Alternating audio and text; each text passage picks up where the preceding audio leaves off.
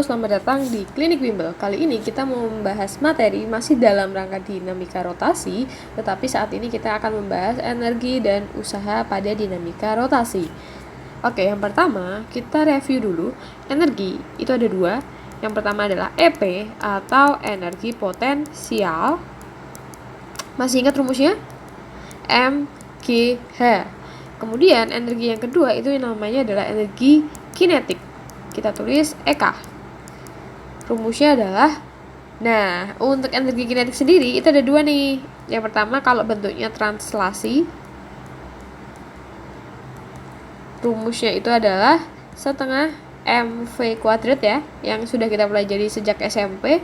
Kemudian yang kedua kalau misalkan dia bentuknya rotasi, itu punya rumus setengah I dikali omega kuadrat. Translasi itu artinya pada gerak lurus, sedangkan kalau rotasi berarti gerak putar atau gerakan yang berputar. Selanjutnya, kita juga mengenal energi itu berkaitan sama usaha nantinya. Usaha biasa kita singkat sebagai W. Nah, kita punya rumus biasanya kalau di SMP itu P dikali T atau delta EK. Jadi perubahan energi kinetiknya itu juga bisa ditunjukkan sebagai besarnya usaha. Kemudian sebelum kita latihan soal, mungkin kita review ulang dulu. Di sini kan ada V sama omega ya. Nah, V itu adalah kecepatan linier meter per second satuannya. Kalau omega itu adalah kecepatan sudut atau angular, satuannya adalah radian per second. Perbedaannya kalau V itu pada gerak translasi, kalau omega itu pada gerak rotasi. Nah, omega itu punya rumus V per R. Ini misalkan berarti hubungan antara V sama omega ya. Kita bisa menggunakan rumus ini.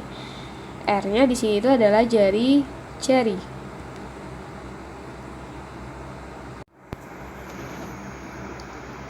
Oke, untuk soal pertama langsung aja.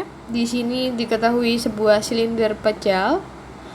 Kita berarti menggunakan inersia dari silinder pecah itu adalah setengah mr kuadrat, setengah ya. Kemudian berjari-jari 20 cm. Berarti R-nya itu adalah 20 cm.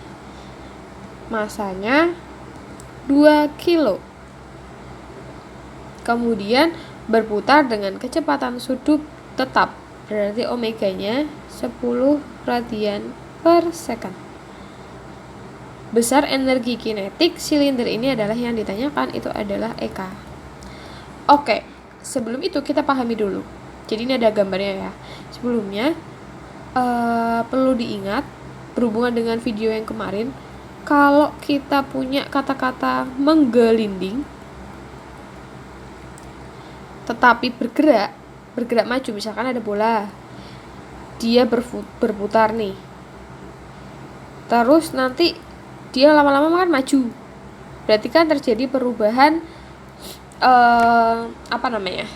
perubahan posisi ya kan, artinya menggelinding dan bergerak maju.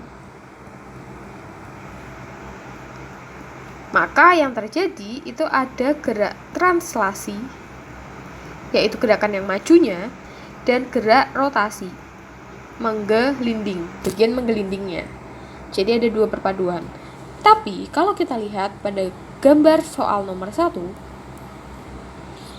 di sini kan ada tiangnya nih, dan silinder penjalnya itu berputar tetapi dia tidak bergerak maju. Artinya apa? Artinya dia hanya punya gerak rotasi nantinya. Jadi tidak ada gerak translasi.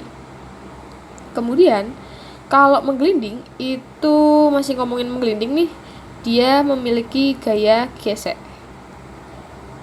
Tapi kalau ada kata-kata meluncur, itu dia tanpa gaya gesek.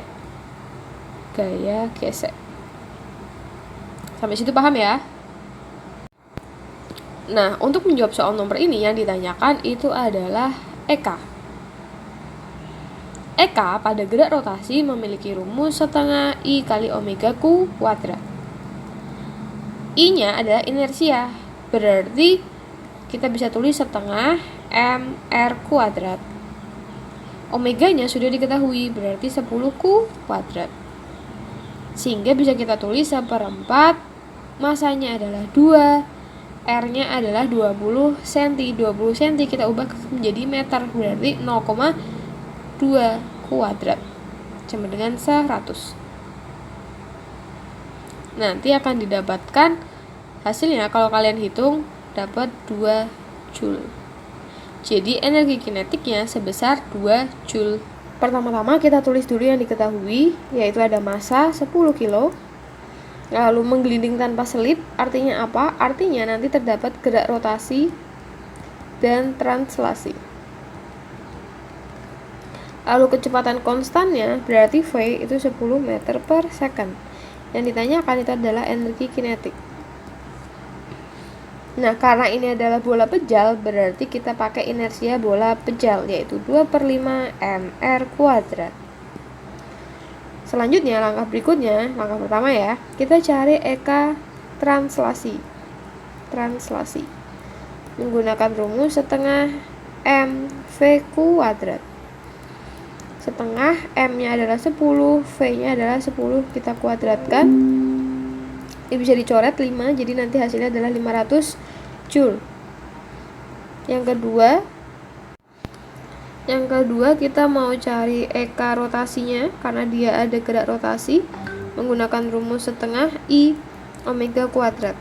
Setengah I-nya adalah 2/5 mr kuadrat, lalu W-nya kita ubah menjadi V per R, karena kuadrat berarti kita kuadratkan. Ingat, kita punya rumus omega sama dengan V per R. Sehingga R kuadrat bisa kita coret, 2 sama 2 bisa kita coret, nanti dapat 1/5, M-nya adalah 10, V kuadratnya adalah 10 kuadrat. Nanti akan didapatkan 200 Joule. Langkah ketiga, baru kita cari EK total. EK total kita tinggal jumlahkan aja. Berarti 500 ditambah 200, nanti dapat 700 Joule. Jadi energi kinetik bola pejal adalah 700 Joule. Selanjutnya ini ada yang lupa, jadi kita kalau tadi kan usaha udah, energi juga sudah. Satu lagi, kalau misalkan nanti ketemu soal yang dicari adalah daya itu P ya, kita bisa menggunakan kalau dirotasi tau dikali omega. Tau-nya itu berarti momen gaya atau torsi.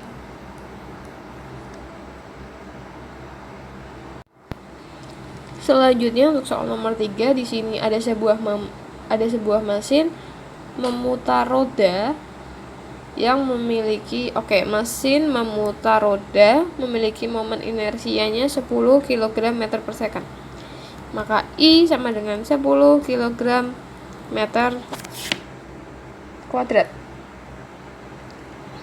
Kecepatannya 10 radian per second, berarti omega ya, 10 radian per second menjadi 20. Berarti ini omega 1. Lalu ada omega 2, 20 radian per second. Yang ditanyakan adalah usaha dan daya. T-nya adalah 10 second. Yang pertama kita tentuin dulu, ini ada gaya rotasi translasi, apa rotasinya aja atau rotasinya aja. Yang pertama, ini adalah sebuah mesin memutar roda. Roda berarti bergerak secara rotasi, berarti di sini ada gerak rotasi. Nah, karena rodanya ada di dalam mesin, otomatis rodanya tidak bergerak, sehingga kita hanya menggunakan rotasi. Berarti paham ya? Lalu langkah pertama, kita mau cari W. Kita bisa menggunakan rumus W sama dengan delta EK.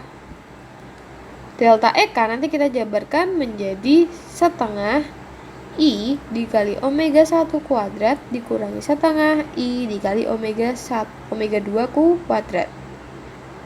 Omeganya kita ini ya, omega 2 nya itu yang di depan, omega 2 kuadrat sama omega 1 kuadrat, karena yang besar dikurangi yang kecil, atau omega setelahnya dikurangi omega sebelumnya. Kemudian setengahnya kita tulis, lalu I nya sudah diketahui, omega yang kedua adalah 20 kuadrat, setengah dikali 10, omega satunya adalah 10 kuadrat, berarti nanti dapat 2000 dikurangi 500, berarti 1500 Joule. Itu adalah usahanya. Kemudian yang kedua dicari adalah P. P itu daya.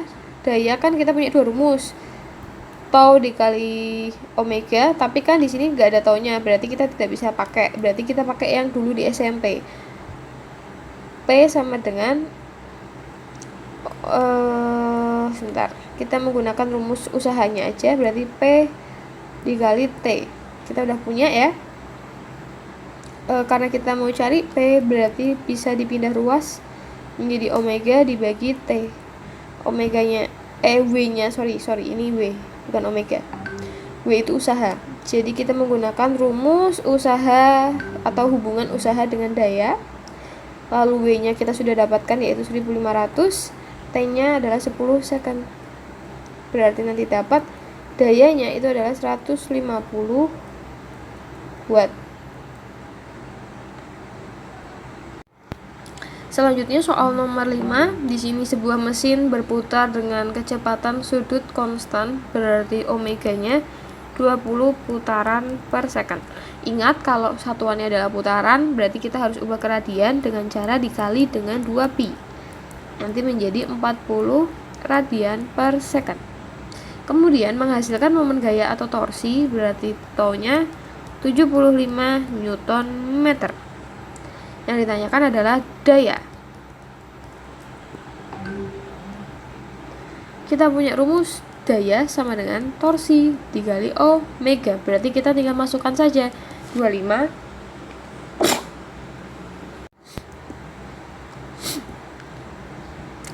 dikali 40 pi, berarti nanti dapat 3000 pi watt.